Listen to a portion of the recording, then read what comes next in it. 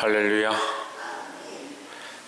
오늘 이 스가랴 말씀 함께 나누겠습니다. 스가랴 11장 가운데 이 레바논에 대해서 책망하시는데 레바논 백향목입니다. 그 백향목은 하나님의 성전의 기구로 쓰여지는 것이고, 또한 이 백향목 막대기는 양들을 치는 데 사용되어집니다. 그래서 하나님께서 결국 이 나라들을 들어서 이스라엘을 치시고 그들을 바로 세우는 데 사용하셨습니다. 결국 그것 또한 이스라엘의 백성의 범죄함에 대해서 하나님께서 그들을 막대기로 사용하신 모습이다. 막대기로 사용되어진 자는 하나님 뜻에 따라 사용되어진 것이고, 이스라엘은 하나님이 사랑하시는 그 모양을 따라서 징계를 받고 책망을 받고, 징계와 책망이 그들을 망하게 하는 것이 아니라 바른 길로 이끄는데 그들을 사랑하는 모양으로 하나님께서 일하셨습니다. 그런데 문제는 백성들은 막대기를 맞아도 돌이키지 않고, 이 막대기로 세워진 나라들은 하나님 뜻을 떠나서 자기의 뜻을 따라서 이 이스라엘 백성을 징치다 보니까, 징계하다 보니까 이게 넘어간다. 하나님 뜻을 넘어가서 자기의 방법대로 하니까 이것이 문제다. 그런 말씀들을 표하고 있습니다. 4절에 여호와 나의 하나님이 이르시되 나는 잡힐 양떼를 먹이라, 너는 잡힐 양떼를 먹이라 했습니다. 이 잡힐 양떼, 결국은 죽게 되고 결국은 심판받게 될지라도 너희는 그 양떼를 먹여야 한다. 우리에게 하나님께서 이것은 이 나라들을 사용하셔서 이스라엘 치는 모양을 얘기하시지만, 또한 영적인 측면에서는 우리에게 맡겨진 일, 영혼에 대한 일, 생명에 대한 일을 우리에게 맡겼고, 그 양떼를 우리가 쳐야 될, 그 양떼를 길러야 될 일들을 우리에게 사명으로 주셨다라는 것을 말씀해 주십니다. 우리는 우리에게 이런 양떼를 가르치고 기르는 일이 우리에게 있어야 하는데, 우리가 하나님 마음으로 이 양떼를 바른 길로 이끌고 바른 말씀을 전달해야 하고, 또한 우리가 이 도구를 쓰거나 또한 채찍을 들거나 권면할 때 내 뜻으로 넘어가면 안 되고 내 감정으로 넘어가면 안 되고, 할 수 있으면 우리가 하나님 뜻 안에서 해야 한다. 그래서 이 막대기가 두 가지인데 참 힘듭니다.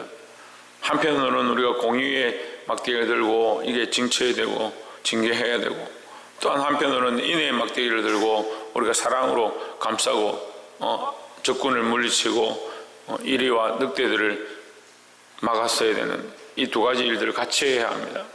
이것이 힘들다는 거죠. 한쪽은 사랑하면서 우리가 그들의 꼴을 먹일 때 이 막대기를 사용하고, 또 한쪽으로는 이 악한 것들을 물리치고 또한 잘못된 것들을 징계하고 권면하고 하는데 사용해야 되는데, 근데 이 성도들이 이 말씀을 듣거나 하나님 앞에 세워질 때 교훈과 책망으로 가르치고 바른 길을 인도하면 이 막대기를 너무 쓰시는구나, 너무 우리를 책망하는구나, 우리를 미워하시는구나, 이게 착각하는 겁니다. 계속 사랑해달라, 우리를 위로해달라, 우리에게 좋게 말해달라, 그걸 자꾸 착각하는 거죠. 하나님 사랑이신데 왜 우리에게 교훈하느냐, 우리를 권면하느냐, 우리를 책망하느냐, 그렇게 생각합니다. 쓰는 자도 이걸 지혜롭게 쓰고 써야 돼. 하나님이 말씀하신 데까지만 써야 하고, 받는 자도 그것이 하나님의 뜻 안에서 나를 바른 길로 이끄는 것이구나 생각해야 하는 거예요. 이 둘 다 이것은 넘어가면 안 되는 거예요. 또한 이것이 공의가 지나쳐서 사랑이 무너지지 않도록 해야 하고, 사랑이 너무 지나쳐서 공의가 무너지지 않도록 해야 하는데, 시대가 악해지면 이 사랑과 공의가 같이 무너지는 겁니다. 사람들은 하나만 하면 되잖아요. 사랑만 하면 되죠 생각하는데 절대 그렇지 않습니다. 사랑만 하면요, 이 공의가 무너집니다. 반드시 공의가 무너집니다. 하나님의 마음은 이 공의 위에 서 있습니다. 사랑으로만 할 것 같으면 예수 그리스도의 십자가의 죽으심이 있을 필요가 없습니다. 사람들이 착각하는데요, 십자가는 철저한 하나님의 공의입니다. 그 공의가 하나님께서 그리스도를 보내셔서 십자가에 죽으셨기 때문에 사랑인 거죠. 그리스도를 보내신 게 아니고 다른 것을 보냈다면, 다른 자를 보냈다면 그건 사랑이 아니죠. 십자가 자체는 공이에요. 피 흘려서 죽을 수밖에 없는 그 피 흘림이 있기 때문에 하나님의 공의가 온전히 나타나는 거죠. 그럼 하나님의 공의가 없다면 예수님이 이 땅에 오신 것은 하나님의 사랑이다. 그리스도께서 이 땅에 사람의 몸을 입고 이 땅에 오신 것은 사랑이다. 십자가에 죽으신 것은 사랑이다. 십자가에 안 죽으면 되잖아요. 피를 안 쏟으면 되잖아요. 우리가 이 착각한 신앙을 너무 가지고 있는 거예요. 그리스도는 죽으셨으니까, 우리를 위해서 죽으셨으니까 합당하다. 하나님 앞에 공의로 합당하시다. 내 자식이 아니고 내 가족이 아니니까 그는 죽어도 합당하고, 그가 피 흘리고 그 살을 찢는 것은 당연한 일이고, 나는 내가 희생하는 것도 아깝고 내 자식이 희생하는 것도 아깝고 내 삶 앞에 내어드리는 것도 아깝고, 내가 좀 충성했으니까 얼마나 나한테 왜 자꾸 이런 거 더 하라고 하냐. 심각한 거죠. 왜 자기에는 그런 잣대를 갖다 댑니까? 우리 자신에게는 왜 그런 잣대를 갖다 댑니까? 하나님의 완전한 공의가 예수 그리스도고요, 하나님의 완전한 사랑이 예수 그리스도의 십자가로 나타났다니까요. 우리가 그걸 믿고 예수 믿고 구원의 소망을 가지는 거 아닙니까? 근데 구원의 소망은 확실하고 그 사랑은 확실히 안다라고 하는데,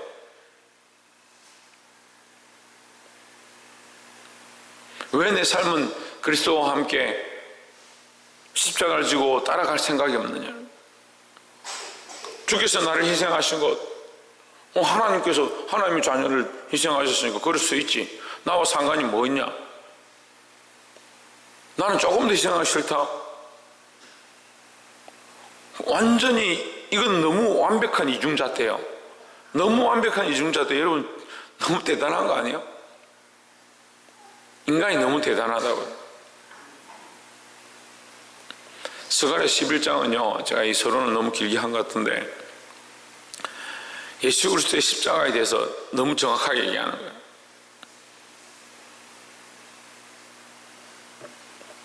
7절에 내가 이 잡힐 양떼를 먹이니 참으로 가련한 양이라. 내가 이의 막대기 둘을 취하여 하나는 은총이라 하며 하나는 연락이라 하고 양떼를 먹일세 했습니다. 양떼를 먹이는데 두 가지 막대기를 썼다. 은총과 연락이라는 막대기를 썼다. 그걸 써가지고 이 양떼를 바른 길로 이끌기 원하셨다.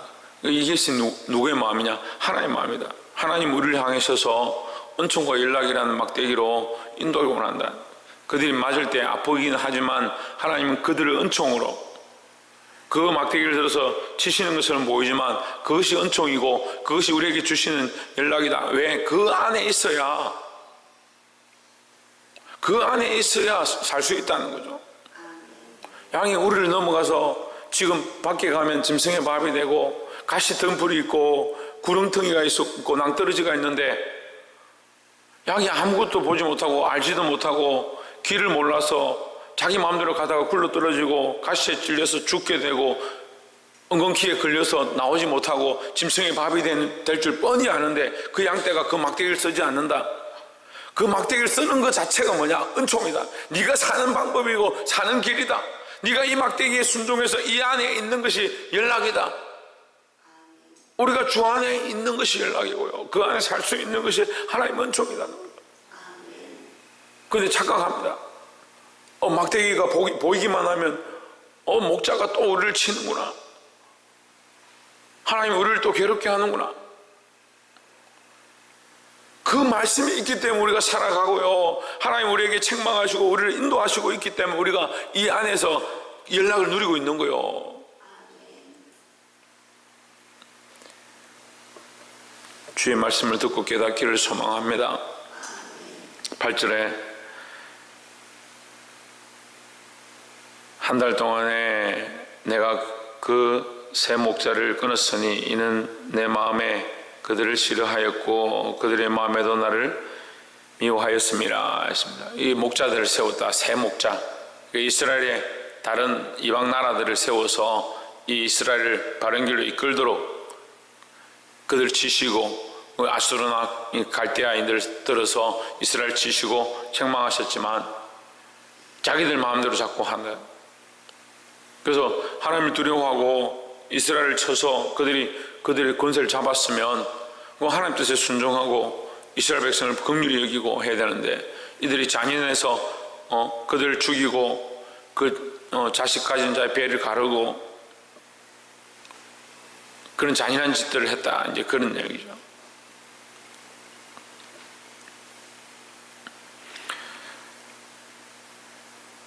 우리 8절 후반절에 보면 그들이 마음대로 나를 미워하였습니다 했습니다. 그들의 마음대로. 그들에게 이 양을 맡긴 게 누구냐? 난데. 내가 그들에게 이 귀한 양들을 맡겼는데 자기들 마음대로 하고 결국 누구를 대적하느냐? 나를 대적한다. 왜? 자기들 마음대로 하고 싶으니까. 자기들 마음대로 하고 싶으니까 하나님을 대적한다, 이 말씀 하시는 거예요. 이건요, 오늘날 목사들에게 경고하는 것이고 교사들에게 경고하는 것이고 교회에 세워진 자들에게 경고하는 거예요. 하나님께서 우리에게 양들을 맡겼습니다. 이건 크게 보면 이스라엘 나라를 다른 나라에게 징계하게 하셔서 그들 정신 차리게 하는 모양이기도 하지만, 작게 보면요, 우리에게 양들을 맡기셨는데 누구 뜻대로 인도해야 되냐? 하나님의 뜻대로 인도해야 되는데 그거 충성하지 않는 거죠. 자기 하고 싶은 만큼 하는 거죠. 오늘날 이 시대에 아이 하나를 위해서 자기 목숨을 내어놓고자 하는, 자기 삶을 쪼개고자 하는 그런 사람이 도대체 몇 명이 돼요? 그럼 교회가 점점 희생이 없어집니다. 영혼을 사랑하는 마음들이 없어집니다. 바른 소리를 하기 싫어합니다. 내가 이런 얘기하면 사람들이 싫어할 거야. 요즘 누가 그런 얘기 하나? 다 집에서 귀한 자식으로 좋게 말하는데 내가 말씀을 따라서 책망하고 권면하면 나는 그런 욕 들어먹고 손가락질 당하기 싫다, 그런 생각하는 겁니다. 그게 영혼을 살리는 거고 그게 사랑하는 거고 착각합니다. 그러니까 말씀이 바르게 나가지 않고요, 하나님의 사랑이 선포되어지면 공의도 선포되어야 하고, 이 함께 가야 되는 거예요. 함께 가야 되는 거예요. 그걸 내 마음대로 하면 안 되는 거예요. 지금 계속 말씀하셨잖아요. 마음대로 나를 미워하였다. 마음대로 가르치고 마음대로 이끌고 마음대로 영혼들을 사랑하고 싶으면 사랑하고 시간이 되면 챙기고, 그렇지 않으면 버려두니까 자기 마음대로 하는 거예요. 그렇게 하지 않는다. 왜 그렇게 하지 않느냐? 왜 기도하지 않느냐? 왜 영혼들을 왜 희생하지 않느냐? 너희 삶을 내어놓지 않느냐? 왜 그리스도께서 이 땅에 오셔서 십자가를 지신 것처럼 너희는 왜 십자가를 지고 가지 않느냐? 그렇게 말하면 미워하는 겁니다.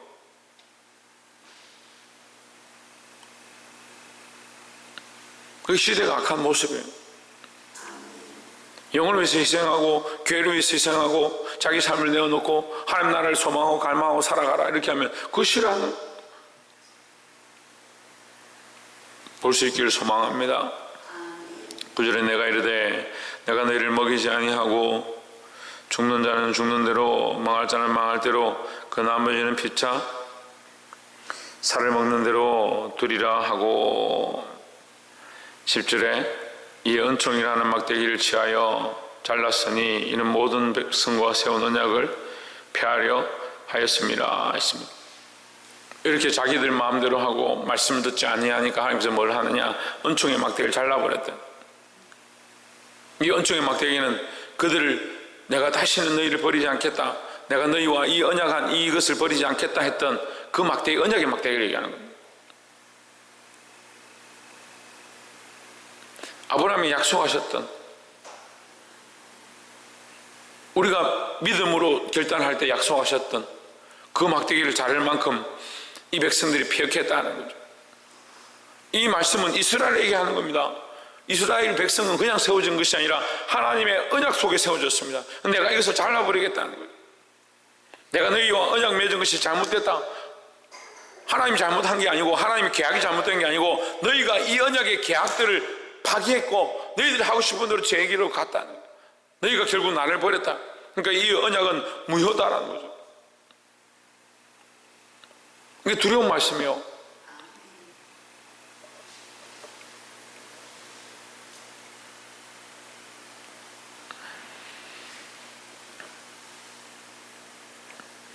그런데 12절에 보면 내가 그들에게 이르되 너희가 좋게 여기거든 내 고가를 내게 주고 그렇지 아니하거든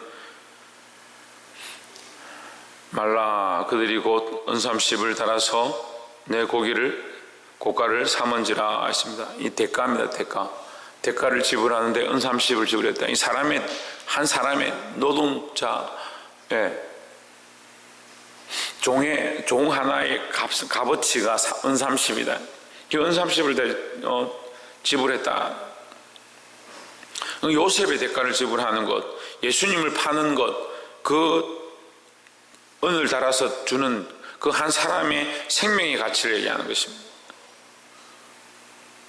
그러니까 너희가 은총의 막대기를 끊을 만큼 범죄하고 너희 마음대로 살아가고 너희에게 주어진 영혼들을 책임지지 아니하니까 이제 내가 다른 한 목자를 세워서 그를 희생으로 드리겠다.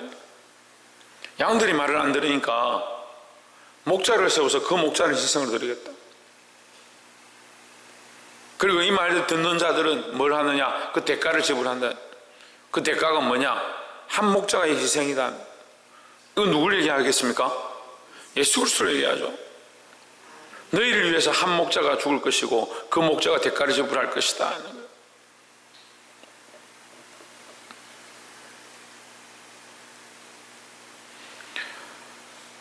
13절에 여호와께서 내게 이르시되 그들이 나를 해야 바 그 중과를 토기장에게 던지라 하시기로 내가 곧 그 은삼십을 여호와의 전에서 토기장에게 던지고 14절에 내가 또 연락이라 하는 둘째 막대기를 잘랐으니 이는 유다와 이스라엘 형제를 끊으려 함이었느니라 하십니다. 16절에 보면 내가 한 목자를 이 땅에 일으키리니 그가 없어진 자를 마음에 두지 아니하며 흩어진 자를 찾지 아니하며 상한 자를 고치지 아니하며 강건한 자를 먹이지 아니하고 오히려 살찐 자의 고기를 먹으며 또 그 굽을 찢으리라. 17절에 와 있을진저 양떼를 버린 못된 목자여 칼이 그 팔에 우편눈에 이 말이니 그 팔이 아주 마르고 그 우편눈이 아주 어두우리라 했습니다. 자, 이 한 목자를 세우는데 목자가 둘이 나오죠. 하나는 양을 버린 목자가 있고 하나는 그 양을 일으키는 목자가 있다. 자, 아까 얘기한 은삼십은 예수 그리스도의 상징적인 모습입니다. 그 그리스도는 왜 은삼십에 비유되느냐? 산 사람의 대가를 지불한 자, 대가를 지불하고 팔린 자.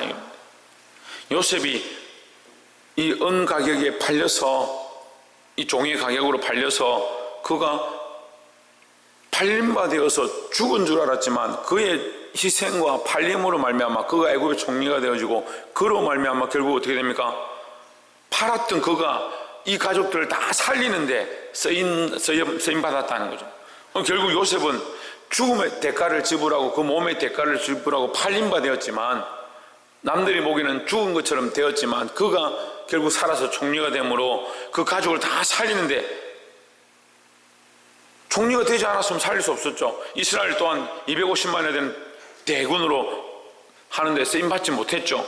마찬가지로 그리스도가 이 땅에 죽으심으로 오셔서 우리를 위하여 대가를 지불하심으로 그 팔림으로 그 인생이 끝나고 아무것도 아닌 목자처럼 끝나는 것처럼 보였지만 그 그리스도의 죽으심으로 말미암아 지금 온 세상 민족들이 누구나 예수님을 믿고 그 십자가를 믿으면 구원을 얻을 수 있는 큰 희생의 대가, 단 한 번의 절대적 대가가 되셨다라는 겁니다. 사랑하는 성도 여러분, 우리는 그리스도를 따라가는 자로 어떤 목자의 자리에 설 것이냐? 이 공의와 사랑을 함께 들고 있는 하나님의 언약을 기억하고 있는 그런 목자로 서서 우리에게 맡겨진 영혼들을 위하여, 한 생명을 위하여, 한 양떼를 위하여 목숨을 바칠 자로 쓰임받을 거냐? 아니면 내 마음대로 내가 하고 싶은 막대기를 들고 내 마음대로 하나님을 미워하고 내 뜻대로 내가 원하는 대로 쫓아가는 그런 완악한 목자가 될 거냐? 오늘 마지막 절에 있는 목자처럼 자기 힘과 자기 뜻대로 백성들을 지휘하고 백성들을 위한 희생은 없고, 이 목자는 화가 있고 화 있을 목자고, 하지만 하나님께서 한 목자를 들어서 이스라엘 백성을 살리는 데 쓰시겠다, 그는 대가를 지불한 자, 대가를 위하여 지불되어진 자, 대가를 위하여 지불되는 자. 그럼 우리는 어떤 목자의 모습을 가져야 되냐? 그리스도의 이 목자의 모습 우리가 뻔히 알고 그 말씀을 깨달았습니다. 그럼 우리는 어떻게 해야 됩니까? 우리도 또한 이 목자처럼 양들을 위하여 자기 목숨을 내어놓고 양들을 위하여 희생할 자의 자리에 가야 한다는 겁니다. 사랑하는 성도 여러분, 오늘 그리스도께서 우리를 위하여 대가를 지불하시고 하나님께서 우리를 향한 사랑과 공의의 막대를 들고 있는 이 모습을 깨닫고 우리 또한 하나님의 사랑으로 많은 생명들을 위해 희생하고 또한 공의의 막대기로 바른 말씀을 전할 수 있는 그런 자들이 되기를 주의 이름으로 축복합니다. 기도하겠습니다.